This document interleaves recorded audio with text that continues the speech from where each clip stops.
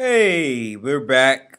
All right, today what we want to talk about the Cold War. We're looking at the years between 1947 and 1949, and we'll end with the one of the first major conflicts between the Soviet Union, so to speak, and the Allies, the Western powers, um, with the Berlin blockade. All right, resulting in, of course, the Berlin airlift. All right, so just pay attention, take your lecture notes. All right.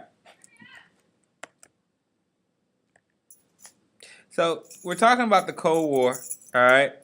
And basically, let's go back and recap the Marshall Plan and the Soviet response to the Marshall Plan. Of course, we know what the Marshall Plan was, and it was that economic aid that was presented to Europe, not just to those that were trying to resist communism, but that, of course, was its aim. It was the economic extension of the Truman Doctrine.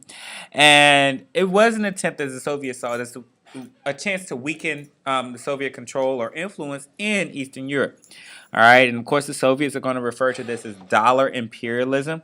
All right, which means that the U.S. is sort of trying to use money to buy its way to sort of establish its influence in Europe.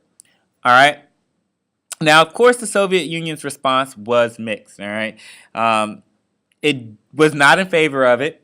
All right, but on the same hand, the Soviets still, in some shape or form, did depend on the U.S. capital and goods within Europe. All right.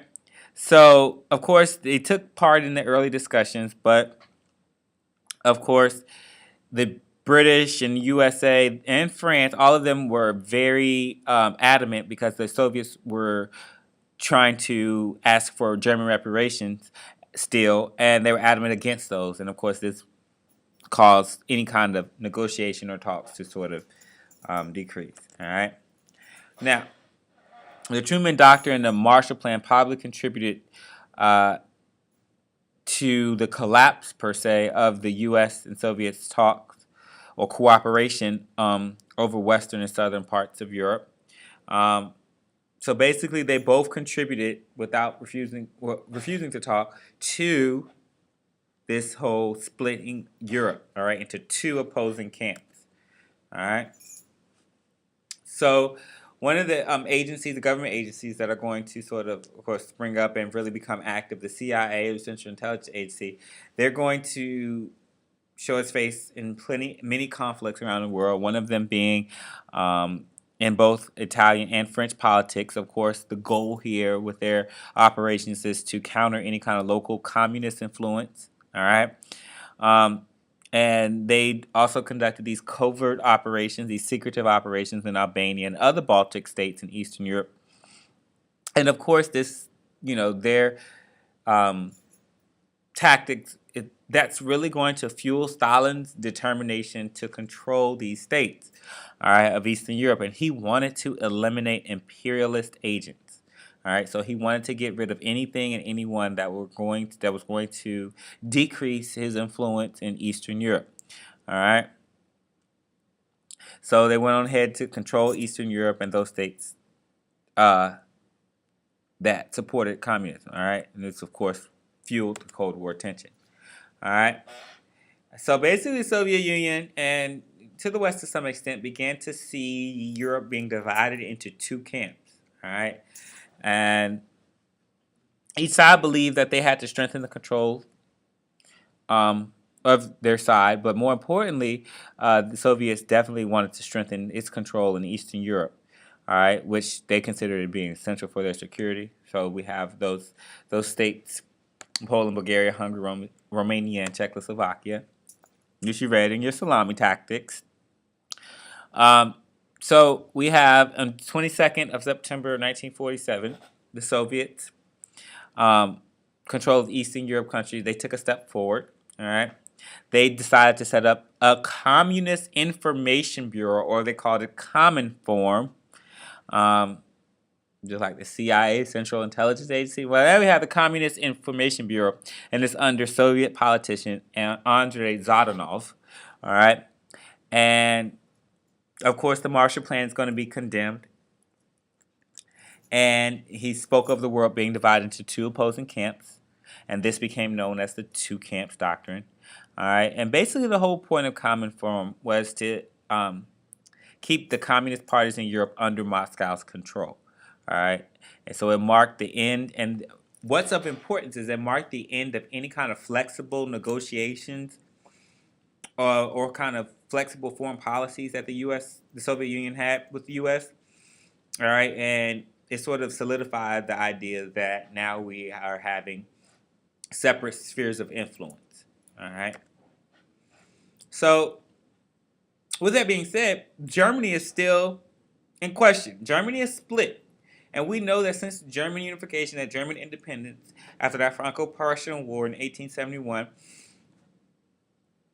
it sort of marked and solidified its importance in European affairs. Germany was the center, so to speak, and created that balance of power in Europe. All right.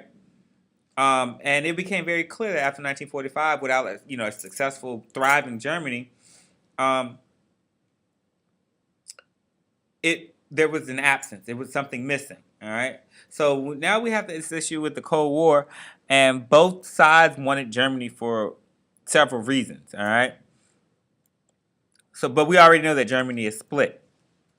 So we know that Germany is split. Remember at Potsdam with the 4 occupation zones, and basically the agreement was that it was split into 4 occupation zones, and it would be one economic unit that was going to be administered by the Allied Control Council. But of course, that necessarily wasn't the case. But the whole idea was to apply those 5 Ds to Germany, and you see what the 5 Ds are there. All right. But once again, the unresolved questions of reparations, they continue to cause problems, of course, between the Soviet Union and the Allies, and this created a lot of economic issues. All right. Soviets wanted a weak Germany, of course. They believed that the new Germany should not be industrialized at all. And, of course, Great Britain and the U.S. thought that, to revive Germany's industry and economy was essential, all right, because they felt as if reviving Germany, of course, is going to revive the Western Europe, all right, economies. So Britain and the U.S., they agreed to merge their zones, and they're going to call this one economic unit. So we don't have separate economic units. You're right, it's by the 5 doors. Sharon, Mark, no. You're right, it's by the 5 doors. Excuse that interruption. They're going to form their zone into Bazonia. All right. And Britain put the proposal to revise the Potsdam Agreement so that way they can combine their 2 zones. All right. And they also wanted to revise any kind of agreement that it had with the Soviet Union. Basically, that they wanted to seize any kind of shipments of coal or steel to the USSR, and they said that from the Western zones, and that there would be no more shipments, no more reparations that came from the Western zone until German economy was thriving again. Of course, this was what they proposed, and it was rejected, of course, by the Soviet Union. So with all of this and the forming of the whole Bazonia and eventually Trizonia, when France agreed to join in 1948, the Germans saw this as like a threat, all right? And they saw it as an attempt to build Western Germany up. And of course, Western Germany, and we look at the map, and a lot of you ask, why is it bigger or whatnot? 75% of the German population and the important industrial regions were in the Western zone. All right, and the Soviet Union felt that this would become a threat in the future, as it had in the past. This revived Germany. All right, so we had this Council of Foreign Ministers that met in London, and they wanted to introduce currency reform, of course, as a step into establishing a separate West German state. All right, so one of the things that's going to happen is they don't consult the Soviet Union. There's no joint one economic unit in Germany. The West is going to introduce this new currency called the Deutschmark, and it's going to replace the Reichsmark. All right, and this was extended to West Berlin. So East Germany going to do its own thing. East Berlin its own thing. All right. Western Germany has its own currency now, so you can kind of see the divide in Germany. All right. All right. So, of course, the Soviet Union is going to oppose the idea of a separate West German state. Um, and so they're going to try to put pressure on West Berlin to succumb, so to speak, to their demands. All right. So they're going to cut off all road, rail, and freight traffic to West Berlin. The supply of electricity from east to west was also cut off. So they're going to cut off anything from east to west Berlin. So Berlin, of course, the capital, is the heart. They really couldn't do anything about West Germany. So Berlin being on the eastern side, they decided to cut off all its supplies. All right, and this became known as the Berlin Crisis or the Berlin Blockade, and was considered the first open Cold War conflict between the two sides. All right, it didn't develop into a hot war, but it became, a serious issue here. So, of course, the Allied response was this massive Berlin airlift, and they lifted tons of fuel, and all the other basic necessities that West Berlin needed.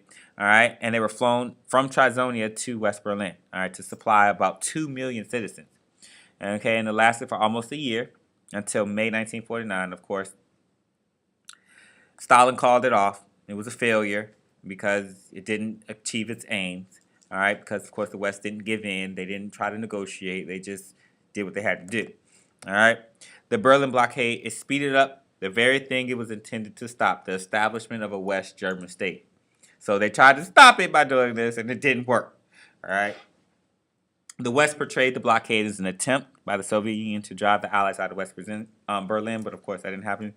And the prime ministers of West German, Länder, all right, or as they will be called, that's the name for the separate states that collectively made up the Federal Republic of Germany, they agreed, they wanted to keep U.S. protection against the Soviet quote-unquote takeover. And in May 1949, the new Federal Republic of Germany was set up. And this is in West Germany. All right, there you see a picture of the Berlin airlift. All right, and planes sort of flying over to supply food and fuel to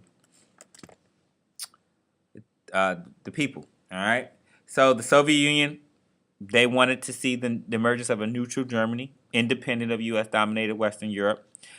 But on the October, the Soviet Union is going to accept the division of Germany. And so they went on ahead and decided to transform and announce its eastern zone into this new state called the German Democratic Republic.